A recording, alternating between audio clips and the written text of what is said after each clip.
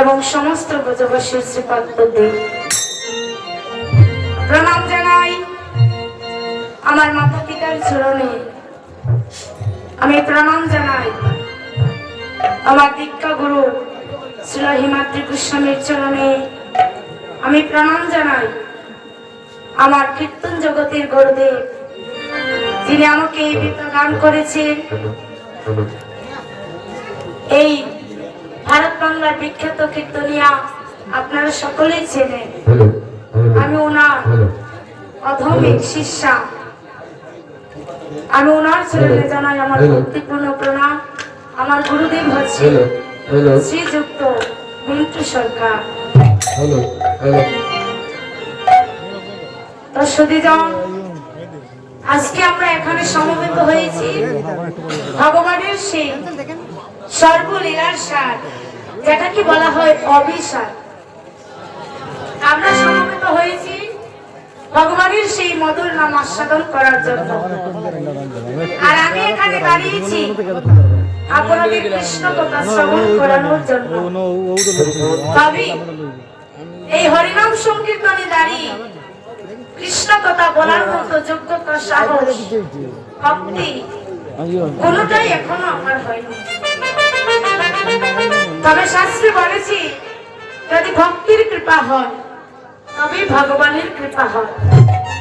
তাই আপনারা জ্ঞানী জন, তাই আপনারা কৃপা করে, নিজ কর্ণ মনে করে, আমাকে অধম মনে করে, আমি এই অধম বালিকাকে কিঞ্চিত পদধূলি দান করবে, যাতে ভগবানের সেই অনন্ত লীলা একটু হলেও আমি করতে পারি। এটাই গো হরি বল।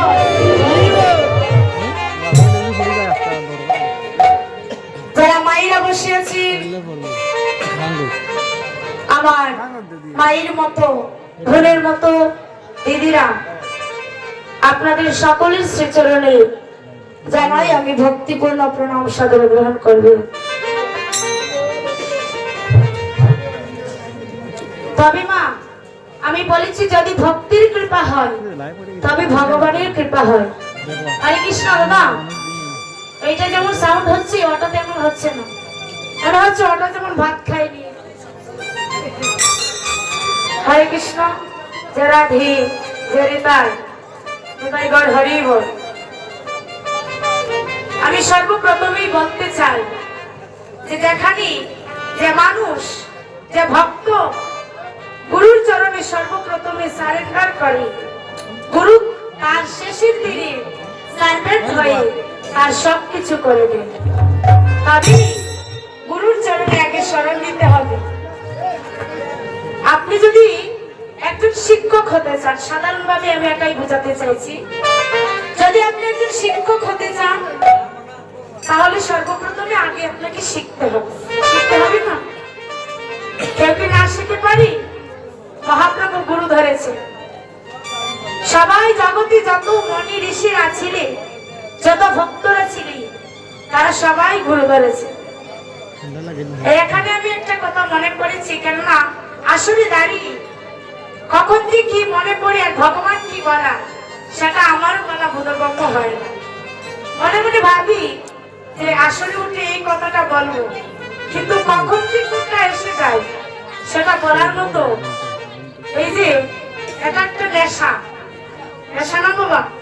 আমরা যদি জাগতিক জগতে যদি আমরা কোনো মদ পান করি, তাহলে মদের নেশা কতক্ষণ থাকি? 4 ঘন্টা পরে কাজ আর থাকে।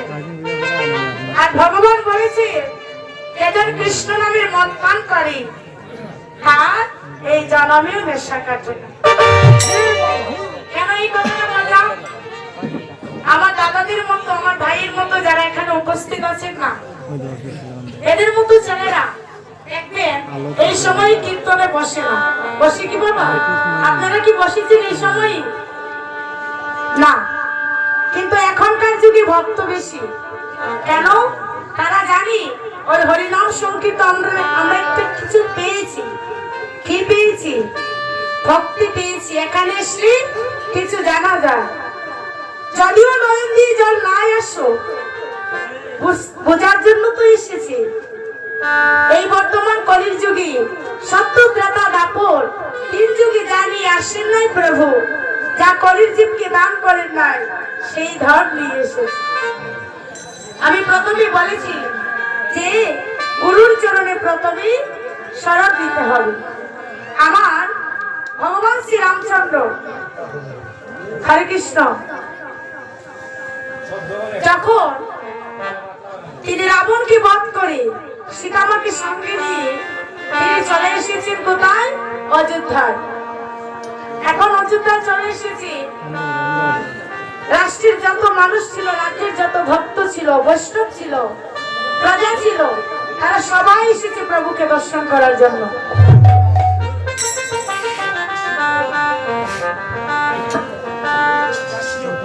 এখন প্রভুকে দর্শন করার জন্য এসেছে আমার। এমন সময় দিকে দিকে মানুষ আসছে, এমন সময় নারদ মুনি এসেছে। আর নারদ মুনি এসে একজনকে নিষেধ করেছে, সেটি যার নাম হচ্ছে রাজা সুকান্ত। এখন সুকান্তর গুরুদেব হচ্ছে ভগবান শ্রী রামচন্দ্র। আর নারদ মুনি এসে বলছেন, এই সুকান্ত, তুমি কোথায় যাচ্ছ? বলে, কেন? আমার গুরুদেব আজ রাত্রে এসেছে, আমি তাকে দর্শন করিবার জন্য যাচ্ছি। এখন নারদ মুনি এসে বলছে, শোনো, তুমি তোমার গুরুদেবকে দর্শন করতে যাবে, তাতে আমি নিষেধ করি না, তবে আমার একটা আদেশ আছে, অনুরোধ আছে। কি সেটা? বলে, রাজ্যের সকল মন্ত্রী সবার মধ্যে ভগবান রামচন্দ্র বসে থাকবে, ওনার সঙ্গে বসে থাকবে ওনার গুরু বিশ্বামিত্র। তবে শোনো, আমি তোমায় একটা কথা বলি, আস্তে কথাগুলো রক্ষা করবে। কি? বলে, তুমি তোমার গুরুদেব রামচন্দ্রকে প্রণাম করবে, কিন্তু তোমার গুরুদেবের গুরুদেব, যার নাম হচ্ছে বিশ্বামিত্র, তাকে তুমি প্রণাম করবে। এই যে মা, এখন নারদ মুনি ঢুকিয়ে দিয়েছে।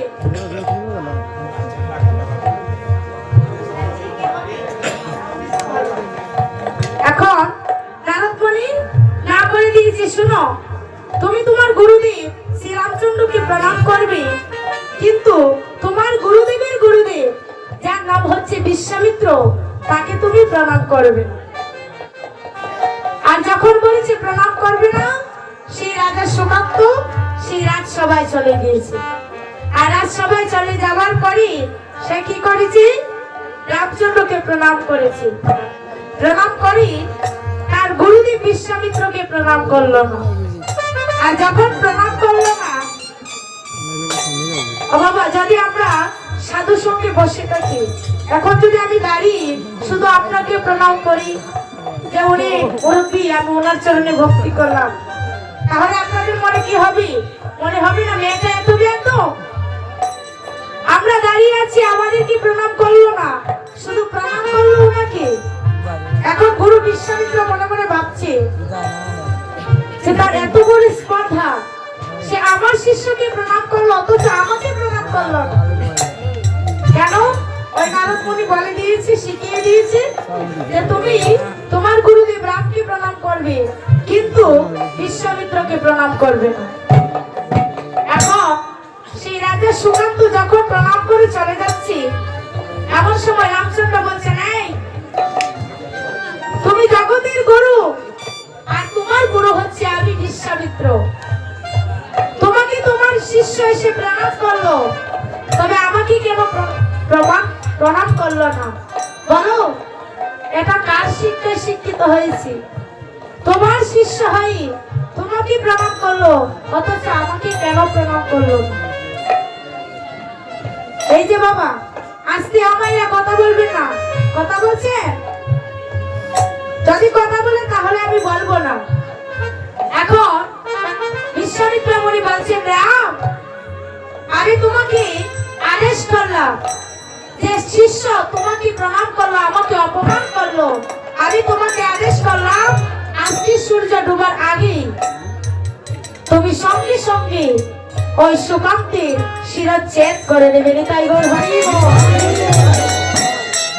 ও সুকান্তের শিরচ্ছেদ করে দেবে। এই জায়গাটা লক্ষ্য করবেন কেমন করি গুরু আজ্ঞা পালন করে। এখন প্রভু শ্রীরামচন্দ্র মনে মনে ভাবছে যে আমার শিষ্য সুকান্ত আর আমি কেমন করে তাকে আজ হত্যা করব।